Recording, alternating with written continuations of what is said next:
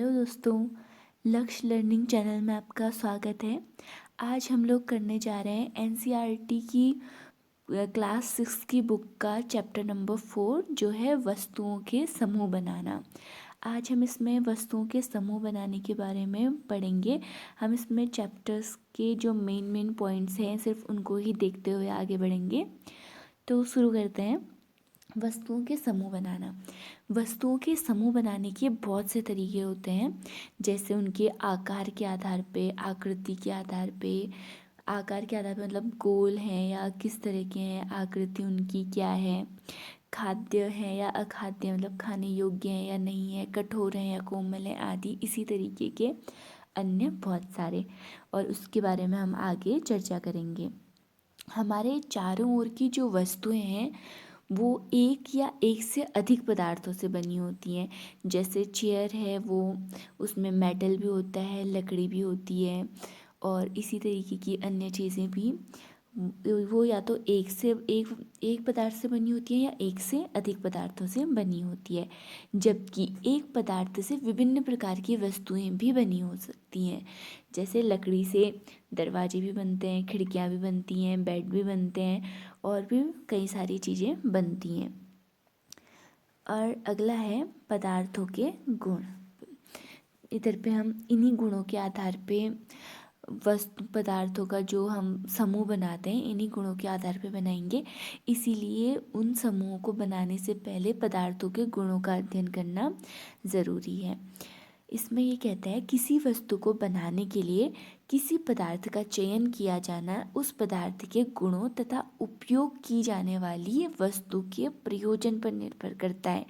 यानी कि अगर आप कोई वस्तु बनाते हैं तो वस्तु बनाने के लिए सबसे पहले ये जान लेना ज़रूरी है कि उस वस्तु को हम किस उद्देश्य से बना रहे हैं, उस वस्तु का हम प्रयोग किस लिए करेंगे, किस चीज़ के लिए हम उस वस्तु का प्रयोग करेंगे, और उसके लिए किस तरह के पदार्थ की हमें आवश्यकता होगी।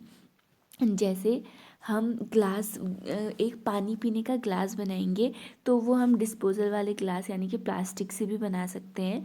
लेकिन वहीं अगर हमें कोई बर्तन बनाना है, वो खाना बनाने के लिए होगा, वहाँ पे हम प्लास्टिक का यूज़ नहीं कर सकते। वहाँ पर हमें किसी धातु की ज़रूरत होगी जो आग में जले नहीं या गले नहीं, उस तरह के बर्तन की आवश्यकता होगी। जबकि अगर हम पानी पीने के लिए किसी बर्तन को बना रहे हैं तो हम प्लास्टिक का गिलास यूज़ कर सकते हैं। तो इन्हीं गुणों के आधार पे कुछ गुण यहाँ पर बताए हुए हैं चैप्टर के अंदर। उनमें से पहला है दिखावट।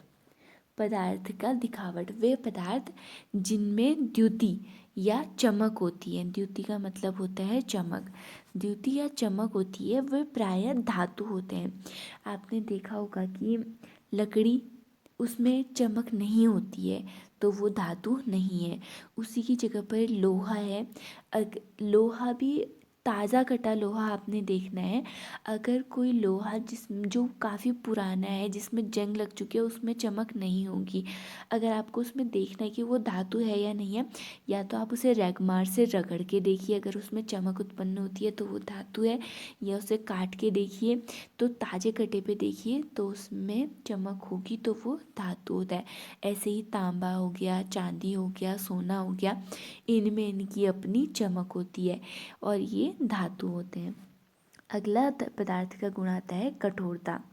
वे पदार्थ जिन्हें संपीड़ित करना कठिन होता है कठोर कहलाते हैं। वे पदार्थ जिन्हें दबाना मुश्किल होता है, जो आसानी से नहीं दबाए जा सकते, वे पदार्थ कठोर कहलाते हैं। जबकि वे पदार्थ जिन्हें आसानी से दबाया जा सकता है या खरोचा जा सकता है, वे कोमल कहलाते हैं। जैसे स्पंज हो गया, और कठोर का एग्जाम्पल हमने लकड़ी हो गया, लोहा हो गया, ये कठोर होते हैं। ना तो हम इन्हें आसानी से दबा सकते हैं और ना ही हम इन्हें खरोच सकते हैं। और जबकि इसी की जगह पे स्पंज हो गया, साबुन हो गया, ये कोमल होता है, हम इन्हें दबा भी सकते हैं और इन्हें खरोच भी सकते हैं। ठीक है। और इसका तीसरा पदार्थ का गुण है विलेय और अविलेय। विलेय वो पदार्थ होते हैं जो जल में पूरी तरीके से घुल जाते हैं, वो जल में विलेय कहलाते हैं। जैसे आपकी चीनी हो गई, नमक। अगर आप चीनी को पानी में डालते हैं तो वो पानी में पूरी तरीके से घुल जाता है, उसके बाद चीनी का उसमें कोई अस्तित्व नहीं रह जाता। और वैसे ही नमक है, अगर नमक को आप पानी में डालते हैं तो वो भी घुल जाता है, तो ये पदार्थ जल में विलेय कहलाएंगे। और दूसरा होता है अविलेय। जल में अविलेय पदार्थ, वे पदार्थ जो जल में मिश्रित नहीं हो पाते। अगर आप उसको पानी में डालेंगे, कोई ऐसा पदार्थ आप पानी में डालेंगे और अगर वो पानी में मिक्स नहीं होता, वो ऊपर पे ही तैरता है, तो वो जल में अविलेय है। जैसे हो गई रेत। अगर आप रेत को पानी में डालेंगे तो वो रेत नहीं घुलती है, जबकि वो थोड़ी देर पानी में घूमकर आखिर में तले में बैठ जाती है। वैसे ही तेल हो गया, कोई भी नारियल का तेल, सरसों का तेल या कोई भी केरोसिन वगैरह, वो अविलेय होते हैं। इसके बाद अगला आता है कुछ वस्तुएं, सॉरी, इसके बाद अगला है कुछ वस्तुएं जल में तैर या डूब सकती हैं। देखिए, जैसे लकड़ी है, लकड़ी पानी में तैरेगी ऊपर पे, और उसी की जगह पे कोई भारी पदार्थ होगा जैसे लोहा, तो पानी में डूब जाएगा। तो इस आधार पे ये भी पदार्थ का गुण है। अगला इसमें है, ये इम्पोर्टेंट है, इसे देखिए, पारदर्शिता, अपारदर्शिता और पारभासी। इन तीनों में क्या डिफरेंस है वो हम अभी देखेंगे। वे पदार्थ या सामग्रियाँ जिनसे होकर वस्तुओं को देखा जा सकता है, वे पारदर्शी कहलाते हैं। जैसे शीशा हो गया, आपने अक्सर देखा होगा नाई की दुकान पे शीशा लगा होता है। एक तो होता है चेहरा देखने वाला शीशा, वो शीशा नहीं, जो दरवाजे पे यूज़ किया जाता है वो शीशा। कांच, नॉर्मली हमसे कहते हैं कांच या कांच के बर्तन, उसमें आपने देखा होगा कि हम चीज़ें उसके कांच के आर पार वस्तुओं को देख सकते हैं। तो कांच क्या है, आपका एक पारदर्शी पदार्थ है। उसके बाद अगला आता है अपारदर्शी। अपारदर्शी वे पदार्थ होते हैं जिनके आर पार हम नहीं देख सकते। जैसे कोई मेज हो गया, दरवाज़ा हो गया, दीवारें, हमारा हाथ, या कोई भी वस्तु जिनके हम आर पार की चीज़ें नहीं देख सकते, वो अपारदर्शी हैं। और तीसरा है आपका ऐसे पदार्थ जिनसे वस्तुओं को देख तो सकते हैं परंतु स्पष्ट नहीं देखा जा सकता, उन्हें पारभाषी कहते हैं। यानी कि कुछ पदार्थ ऐसे होते हैं जिनमें आप देख तो सकते हो, मतलब आर पार की चीज़ें दिखती तो हैं कि हाँ पीछे लाइट जली है या पीछे कोई है दरवाजे के पीछे, लेकिन आप स्पष्ट नहीं दिखता कि हाँ मतलब कौन है, क्या है, रोशनी किस चीज़ की है, स्पष्ट नहीं दिखता, बस पता चल जाता है कि हाँ कोई है।